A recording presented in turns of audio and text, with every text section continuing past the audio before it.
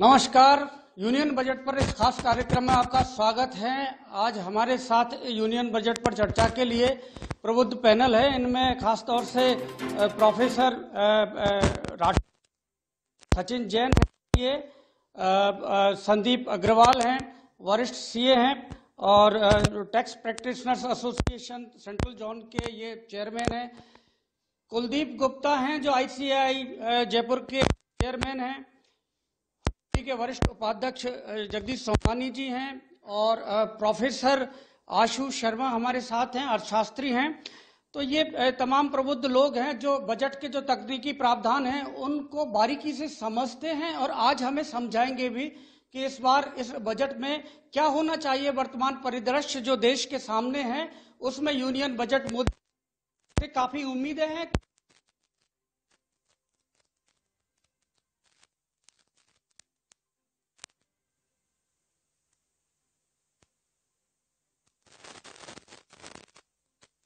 पूर्ण बजट है इस कार्यकाल का।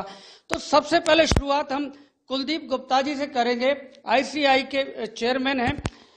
कुलदीप जी, ये जो वर्तमान परिस्थितियां हैं उनमें देखा जाए तो कैसा ये बजट होना चाहिए? अगर मैं अंतर्राष्ट्रीय मुद्दों को अगर मैं देखूं तो ब्रिटेन में अभी मंदी का दौर चल रहा है। हमारे पड़ोसी देशों में जैसे पाकिस्तान हो, श्रीलंका हो, इन सब में मंदी का दौर है। वहीं पे ही भारत एक इमर्जिंग कंट्री के तौर पे उभर रहा है, जहां पे 5 ट्रिलियन इकोनॉमी का जो हमने लक्ष्य रखा था। मोदी सरकार की कैबिनेट का ये जो पूर्णकालिक बजट है, ये कहीं न कहीं ये मील का पत्थर साबित होगा। और इसमें जो मैडम निर्मला सीतारमण जी द्वारा और उनके जो सहयोगी टीम के द्वारा जो बजट बनाएंगे, डेफिनेटली देश के तरक्की का होगा और सामरिक महत्व का होगा। ऐसी क्या वजह है कि हमारे पड़ोसी देश भारी दबाव में है, प्रेशर में है उनकी अर्थव्यवस्था, और भारत में अभी ऐसी कोई स्थिति आई नहीं है यहाँ पर, जबकि बड़ा देश है, बड़ी जनसंख्या है। आप देखिए कि जो भारत की जो दशकों और सदियों से जो धारणा रही है वसुधैव कुटुंबकम, उसी धारणा को देखते हुए भारत को इस साल में G20 देश का अध्यक्षता करने का मौका मिला है। तो ये बड़े कारण है। आप देखिए रूस और यूक्रेन के युद्ध में भारत एक मध्यस्थ के रूप में देखा जा रहा है। भारत की जो जनसंख्या है वो युवा देश के तौर पे जाना जा रहा है। यहाँ की जो शिक्षित ही नहीं प्रशिक्षित भी है यहाँ के युवा। तो रोजगार जहाँ पूरे दुनिया में छटनी हो रही है, लेबर को हटाया जा रहा है, इस एम्प्लॉय को छटनी की जा रही है, वहीं पे यहाँ के बैंकिंग सेक्टर ले लो, मैन्युफैक्चरिंग ले लो, सर्विस इंडस्ट्री ले लो, इन सब में रेगुलर जॉब अपॉर्चुनिटीज बढ़ रही है। तो कहीं न कहीं consumption of services, consumption of goods, इन सब का बहुत ज्यादा है और ये इमर्जिंग अपॉर्चुनिटीज के तौर पे है। पूरा विश्व भारत की तरफ देख रहा है और उसके हर निर्णय भारत को देखते हुए लिए जा रहे हैं। तो पूरी दुनिया की निगाहें वर्तमान हालातों में भारत के ऊपर हैं और भारत की अर्थव्यवस्था फिलहाल मजबूत है, फंडामेंटल्स मजबूत है, ज्यादा घबराने की जरूरत नहीं है, ये कहना है कुलदीप गुप्ता जी का। सोमानी जी, आप उद्योगपति हैं, लेकिन साथ ही साथ जो सरकार के प्रावधान है, बजट प्रावधान है, तकनीकी प्रावधान है, इन सबको बहुत ही गहराई से स्टडी करते हैं और अपने साथियों को भी अवेयर करते हैं। आपने प्रतिवेदन भी दिया है सरकार को बजट के लिए, तो किस तरह का बजट आप उम्मीद करते हैं इस बार? देखिए, अभी जो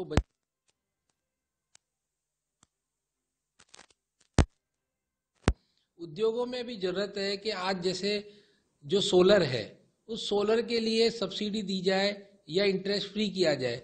आज ग्रीन एनर्जी का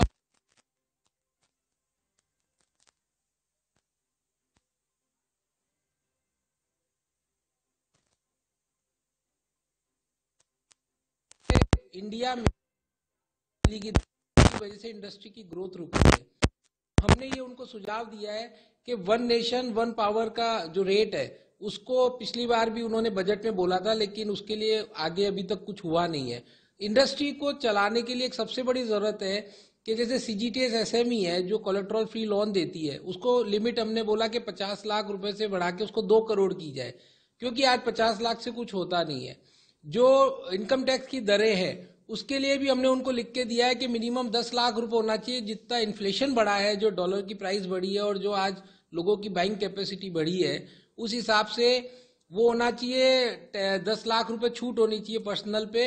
इसके अलावा हमने बोला कि पार्टनरशिप और प्रोप्राइटरशिप के अंदर जो टैक्स की दर है वो जिस तरह से नई कंपनी को होती है 18% के आसपास, उसी तरह हमसे 30 और 35% नहीं लिया जाए, हमें 18% ही दिया जाए। बहुत सारे सजेशन हमने उनको लिख के दिए हैं, जीएसटी काउंसिल के लिए लिख के दिया है, ई वे बिल के लिए लिख के दिया है, रिवाइज रिटर्न के लिए लिख के दिया है, जीएसटी ट्रिब्यूनल के लिए भी हमने लिख के दिया है। ऐसी बहुत सी चीजें लिखी है कि अगर हमें 5 ट्रिलियन इकोनॉमी को टच करना है तो कहीं ना कहीं इंडस्ट्री को, और जो छोटी इंडस्ट्री है उसके लिए सरकार को सोचना चाहिए। जगदीश सोमानी जी का कहना है कि छोटी इंडस्ट्रीज को भी सरकार को इस बजट प्रावधानों में शुमार करना चाहिए और उनके ऊपर ध्यान देना चाहिए ताकि राजस्व और रोजगार दोनों बढ़ सके। हमारे साथ प्रोफेसर आशु हैं जो अर्थव्यवस्था की जो बारीकियां हैं उनको समझती हैं और आप हमें भी समझा।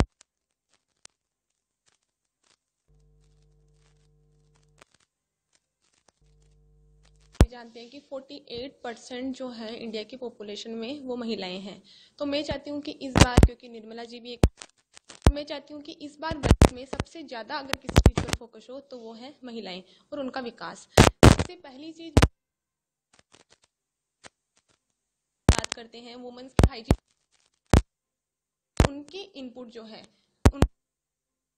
12 to 18% जो है वो आप जीएसटी लगा रहे हो, तो इस चीज को आपको खत्म करना चाहिए, क्योंकि एक वो उन सब चीजों को अफोर्ड नहीं कर सकती। एक पैकेट आपका 45 रुपीज का आता है, वो लोग कैसे अफोर्ड कर सकते हैं उस चीज को। तो पहली चीज कि अगर आप इस चीज को इतना बढ़ा रहे हो कि हाइजीन प्रोडक्ट्स का आप यूज करो, जीएसटी हटनी चाहिए। और मुझे लगता है कि इस बार सेकंड चीज मैं ये देखती हूँ कि एमएसएमई 15% महिलाएं, 100% में से ओनली 15% महिलाएं जो हैं, 15% जो एमएसएमई सेक्टर है उसकी हेड महिलाएं हैं।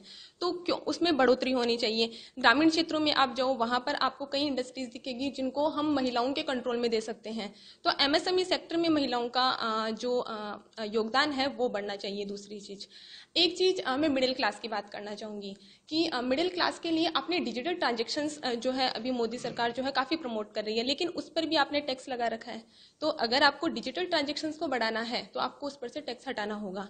तो ये मेन मुद्दे हैं जिन पर मैं चाहती हूँ कि इस बार बजट के अंदर जो है वो ध्यान दिया जाए। जब हम हाइजीन पर इतना बात करते हैं और महिलाओं की सोशल सिक्योरिटी की बात करते हैं तो सैनिटरी नैपकिन जैसी जो प्राथमिक जरूरत है महिलाओं की, उस पर यदि जीएसटी लग, ये एक चिंता का विषय है।